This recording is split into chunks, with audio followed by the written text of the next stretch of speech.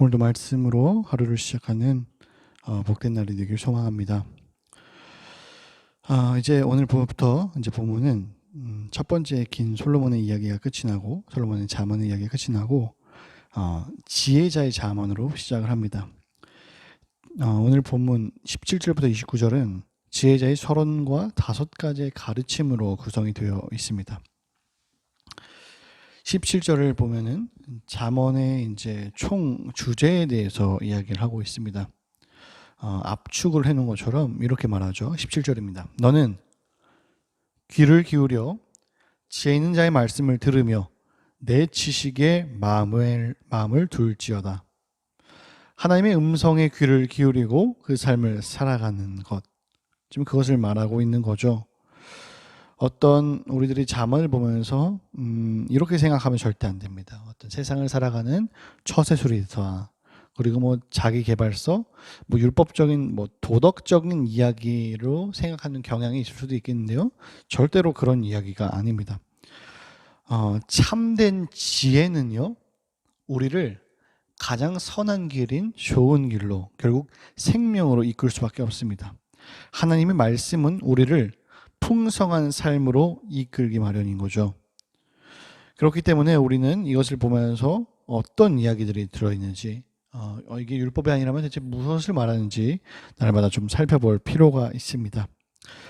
17절에 지금 하나님의 지혜를 마음에 두는 것이 반드시 필요하다라고 이야기를 하는 거죠. 이렇게 지혜를 붙들고 살아가는 사람들은 지혜를 가까이 해야 합니다. 그런 사람들은 지혜롭게 살아갑니다. 그의 반면에 22절과 23절에는 이렇게 얘기합니다. 쉬운 성경으로 읽어드리겠습니다. 가난한 자를 힘없다고 이용하지 말고 약한 자를 성문에서 압제하지 말라. 여호와께서는 그들의 사정을 듣고 그들을 학대하는 자들을 벌하실 것이다. 강자에게는요, 한없이 약하고 약자에게는 한없이 강한 사람들을 우리들 많이 보죠. 하지만 그것은 세상의 진리죠. 우리는 그것을 따르지 않습니다. 그러니까 우리들 이렇게 생각을 해야 되는 겁니다. 지혜라는 것이 무엇인지에 대해서 고민해 봤을 때에 금묵자억이라고 하죠. 흑색에 같이 가면요, 그 먹에 같이 가면 자기도 먹이 묻습니다.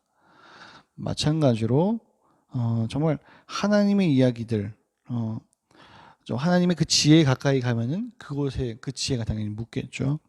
지금 지혜롭게 살아가는 것에 대해서 특별히 이런 부분들을 얘기하는 겁니다. 뒤에 부분도 마찬가지고요. 강자에게는 한없이 약하고 약한 자에게는 한없이 강한 사람들, 그들의 모습을 이렇게 얘기할 수 있는 거죠. 참 바보 같다. 자신도 언젠가는 그런 위치에 놓여질 텐데 말이죠. 그들은 이제 재판이 이루어지는 성문에서조차 그들의 약한 자들이죠. 그들을 압제합니다. 억울하고 부르짖는 소리를 들어야 할 그곳이 완전히 짓밟혔습니다. 참 원래 그 성문에서는 그들의 이야기에 주목하고, 그리고 그것은 심판, 그러니까 법정이 일어나는 곳이기 때문에 그 억울한 자들의 목소리를 호소해야 되는 그 목소리죠. 거기에 귀를 기울이고, 그리고 그 귀를 기울인 거에 맡겨서 정말 건강한 길로 이끌 수 있게 그 복음이 작동을 해야 되는데 전혀 그렇지 않은 거죠. 저는 이 본문을 보면서 아모스가 생각이 났습니다. 참 번성했던 여로보암 2세 때였어요.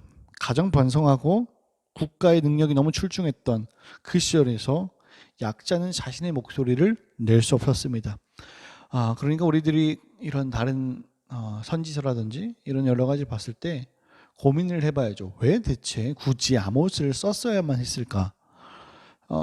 그 전까지만 해도 분명히 선지자들의 이야기들이 있었는데 엘리야서 같은 거 없거든요.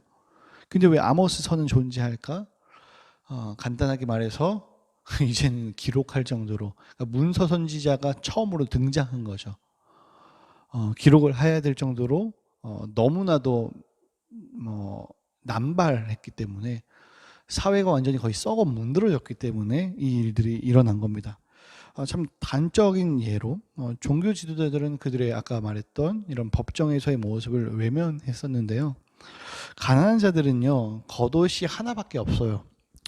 그것을 이제 가족들끼리 돌려 입습니다. 밖에 나가면 추우니까요. 근데 이제 가난한 자가 빚을 지게 됐어요. 결국 그 빚으로 인해서 겉옷을 뺏깁니다. 율법에는 무조건적으로 저녁엔 돌려주라고 되어 있어요. 그런데 그들은 아랑곳하지 않고 그것을 빼서 가지고 그 겉옷을 가지고 예배 드릴 때 방석으로 사용을 하는 거예요. 그리고 하나님이 내 예배를 기쁘게 받으신다라고 말합니다. 정말 아이러니하죠. 그들의 이야기들, 그들의 목소리들, 심지어 분명히 하나님이 주셨던 율법조차도 묵살해버리는 아주 말도 안 되는 시대였습니다. 그래서 아모스는 정의가 그리고 또 공의가 무너진 그들을 보면서 아모스 5장 24절에 오직 정의를 물같이 공의를 마르지 않는 강같이 흐르게 할지어다 라를 얘기합니다. 그래서 정의와 공의를 외친 거예요. 오늘 본문에서 그 약한 자의 성문의 외침이 이와 같다라는 거죠. 그 부르짖는 소리가 정말 정의와 공의를 바르게 해달라는 그 말과 다르지 않을 것입니다. 하지만 반전은 지금 이렇게 자신의 권력을 휘두르는 그들에게 아주 강력한 엄벌의 이야기가 전해지는 것입니다. 23절은 이렇게 말합니다. 여호와께서는 그들의 사정을 듣고 그들을 학대한 자들을 벌하실 것이다. 하나님은 그들을 끝까지 책임지실 겁니다. 약한 자를 이끄실 것이고요. 마찬가지로 그 악한 자를 그대로 두지 않는다라고 하나님은 경고하고 있습니다.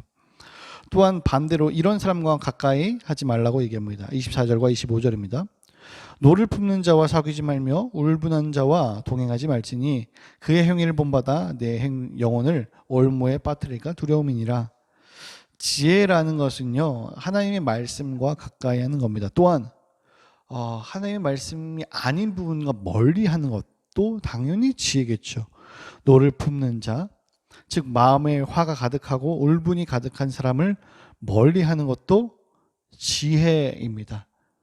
왜냐면 아까 제가 얘기했던 금묵자이죠. 어느샌가 묻는 거예요. 어느샌가 올무에 걸릴 수 있다는 겁니다.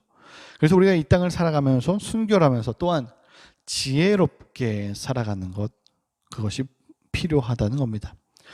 그리고 또한 우리 마지막으로 29절을 한번 또 주목해서 보면요, 29절은 이렇게 말합니다. 내가 자기의 일에 능숙한 사람을 보았느냐? 이러한 사람은 왕 앞에 설 것이요 천한 자 앞에 서지 아니하리라. 잠언에서는 삶 앞에 성실하고 최선을 다하라고 굉장히 강조합니다. 왜 이런 것을 강조할까요? 자신의 일에 성실하고 최선을 다하는 사람들은 점점 그 앞에서, 자신의 그 영역 앞에서 능숙함을 얻기 때문이죠. 이 능숙함이라는 것은 이 땅을 살아가는 데 있어서 참 값진 보물인 겁니다. 이 순간의 땀의 결실이 그런 것이 능숙함이라고 말할 수 있죠. 전 이거를 쉽게 표현해서 달인이라고 이야기하면 될 것 같습니다. 처음부터 그 달인이 잘했을까요? 당연히 아니겠죠. 조금 서툴 수도 있겠지만은 그것이 발전되어 가면서 달인의 영역이 되어 가는 거죠. 내 삶을 가장 능숙함을 이끄실 그 하나님의 맡기는 삶이 필요하다는 것을 또 지혜자는 권고하고 있습니다. 또 우리가 오해할 만한 건요, 그 천한 자라는 것은 신분이 천하다는 게 아니라 어두운 곳에 있어서 알려지지 않은 자들을 말합니다. 그것도 쉬운 성경으로 29절을 보면요, 이해가 되실 것 같아요. 자기 일에 충실한 사람을 받느냐? 그런 사람은 하찮은 사람을 섬길 인물이 아니니 왕을 섬길 것이다. 여기서는 이제 하찮은 사람이라고 아예 좀 되게 별 볼 일 없고 남을 무시한다든지 이런 그런 사람을 가리켜서 이제 하찮은 사람이라고 표현을 해놓은 것 같습니다. 결국 어떤 천한 자라는 것은 그런 뜻이 아니라는 것을 여러분 좀 더 확인해 보셨으면 좋겠고요. 우리 본문을 보면서 우리의 삶에 최선을 다해서 각자의 맡은 일을 또 하시기를 바랍니다. 그리고 능숙함을 넘어서서 참 이 달인의 자리에서 함께의 자리로 가는 거죠. 오늘 본문의 전체적인 이야기들, 결국은 지혜자의 잠언에 대해서 생각을 해봤을 때에 지혜자는 끊임없이 그 지혜를 가까이 하라고 얘기합니다. 그 지혜는 하나님의 말씀을 아는 것, 그리고 또한 하나님의 말씀이 아닌 것을 멀리 하는 것이라고 포인트를 좀 잡을 수 있겠습니다. 그리고 우리가 이 땅을 살아가면서 하루하루를 정말 자신의 그 능숙함을 가지고 발전해 나가며 최선을 다하고, 그렇지만 그리스도인으로 살아가는 것이죠. 억울하고 힘든 그 사람들을 외면하지 않고 함께 자신의 삶에서 최선을 다해서 정의와 공의를 외치면서 살아가는 것. 그것이 바로 하나님이 오늘 하루를 우리들에게 주신 이유입니다. 여러분, 오늘도 그런 복된 하루를 그리스도인으로서 정체성을 가지고 이것을 율법적인 이야기가 아니라 정말 하나님의 말씀을 바르게 하며 그분을 붙잡는 지혜가 있기를 소망합니다. 결국 내 힘으로 되지 않고요, 주님과 오늘도 가까이 하면서 주님, 오늘도 나는 부족하고 연약합니다. 그렇기 때문에 주님의 은혜가 없으면, 주님의 지혜가 없으면 한 걸음도 내디딜 수 없습니다라고 고백하는 성숙한 그리스도인 되길 축복합니다. 기도하겠습니다. 아버지, 고맙습니다. 오늘도 우리들에게 복된 하루 허락하신 주님 말씀으로써 이 길을 가길 소망합니다. 나는 부족하고 연약할지라도 하나님의 능력을 붙잡고 나아갈 수 있는 성숙한 주님의 사람들이 될 수 있게 인도하옵소서. 지혜를 주시고 또한 우리들의 힘으로 살아갈 수 없다는 것을 인정할 수 있는 성숙한 신앙인이 되어서 정말 정의와 공의가 필요한 그곳 가운데에 정의와 공의를 외칠 수 있게, 그리스도인으로서 이 땅을 하루하루 살아갈 수 있는 성숙한 지혜와 성숙한 믿음을 허락하여 주옵소서.